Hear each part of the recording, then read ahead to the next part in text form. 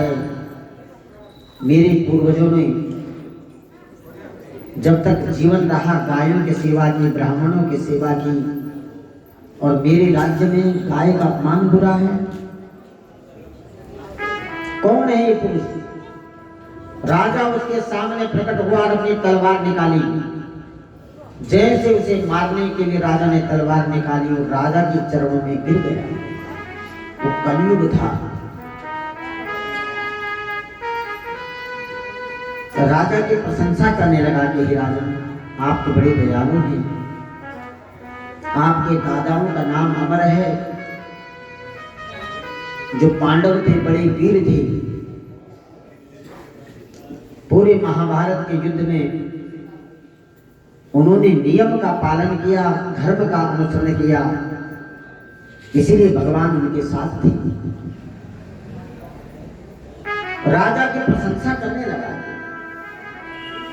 जीवन में याद रखना, चीनी से भी मीठी होती है प्रशंसा। किसी का दिल जीतना हो तो उसके गुणगान कर दीजिए, वो प्रसन्न हो जाएगा। राजा ने कहा तुम कौन हो? उसने कहा मैं कलयुग हूं। राजा ने कहा तुम मेरे राज्य से बाहर निकल जा। कलयुग ने कहा महाराज, आपका राज्य तो चारों तरफ फैला हुआ है, मैं कहां बाहर जाऊंगा? आप तो बड़े दयालु हैं, शरण में आए हुए की रक्षा करना तो आपके पुण्य की मर्यादाओं में है, इसलिए मुझे कहीं न कहीं स्थान दे दीजिए। राजा ने कहा ठीक है, मैं तुझे स्थान देता हूं। जो स्थान में तुझे दूंगा वहीं तूने रहना है।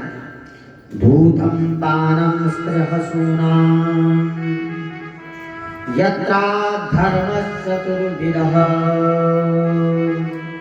4 जगह तेरा स्थान होगा, तू वहां रहेगा। धूतपान, जहां पे धृत जुआ इत्यादि खेला जाए।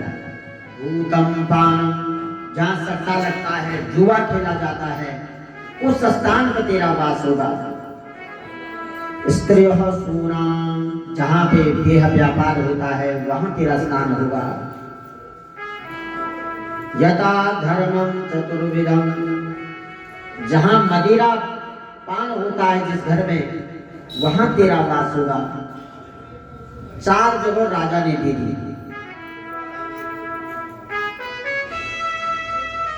4 जगह जब राजा ने दिए थे, कलयुग ने कहा महाराज मेरा जो परिवार है बहुत बड़ा है, इन 4 जगहों पे हम रह नहीं पाएंगे, थोड़ी कृपा मेरे ऊपर कर दीजिए। हालांकि मेरे पे अवगुण हैं, परंतु अवगुणों के साथ साथ मेरे में एक गुण भी है। कहा क्या गुण है? राजा ने कहा मेरे पे ऐसा गुण है कि जो द्वापर में, त्रेता में बड़े बड़े ऋषि मुनि तप करते थे, तप करने के बाद भी उन्हें वो फल नहीं मिलता था जो मेरे कलयुग में एक क्षण भगवान का नाम लेने से जिस फल की प्राप्ति होती है। यत फलम नास्ति तपसा न योगेन समाधिना तत् फलम लभ्यते सम्यक कलो केशव कीर्तना। द्वापर में, त्रेता में हजारों युगों तक तप करने के बाद जिस फल की प्राप्ति होती थी, उस फल की प्राप्ति कलयुग में एक क्षण भी अगर कोई मेरे युग में भगवान का नाम लेता है, उसे त्रेता द्वापर का फल प्राप्त हो जाता है। इसलिए रामायण में भी कहा कि कलयुग केवल नाम आधारा, सुमिर सुमिर नर उतरहि पारा। इस गुण पे राजा परीक्षित रीझ गई और उन्होंने एक स्थान और दे दिया। का स्वर्णम यथोस्तान जहां सोने में तेरा वास होगा, तुझे एक स्थान दे दिया। सोने में वास सुन करके कलयुग बड़ा प्रसन्न हुआ मनी। सोना सबसे शुद्ध चीज है, शुद्ध वस्तु है। भगवान ने गीता में कहा कि सोने में मेरा वास है, पीपल के वृक्ष में मेरा वास है। यहाँ पे सोने में जहाँ भगवान का वास होगा वहां कलयुग कैसे रह सकता है? तो सोना वो सोना बताया जो सोना किसी के द्वारा चोरी का सोना हो। किसी से आप सोना चोरी करके लाए हैं तो उस सोने में कलयुग का वास होता है। किसी को छल कपट से सोना अपने घर में लाया उसमें कलयुग का वास होगा। पर जो अपनी मेहनत का सोना होगा उसमें तो भगवान का वास होता है।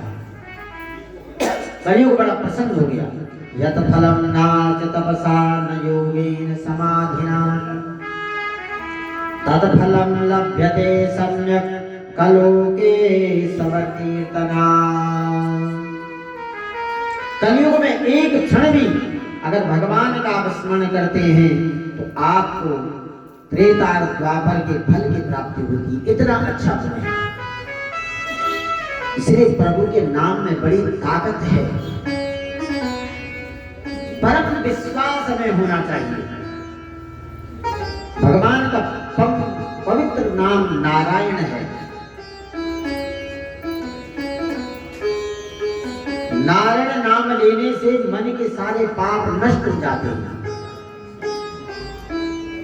जिस प्रकार से अग्नि का काम है जलाना, छोटा बच्चा भी हाथ डालेगा नहीं देखेगी, छोटा बच्चा अग्नि जला दी। पानी का बहाव है तो उसका काम है बहाना, उसी प्रकार से भगवान का नाम है पापों को जलाना। तो श्रीमन नारायण नारायण नारायण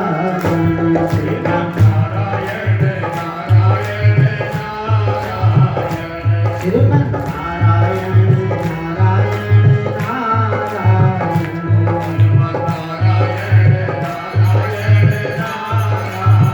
श्रीमन भजमन नारायण नारायण नारायण भजमन नारायण नारायण नारायण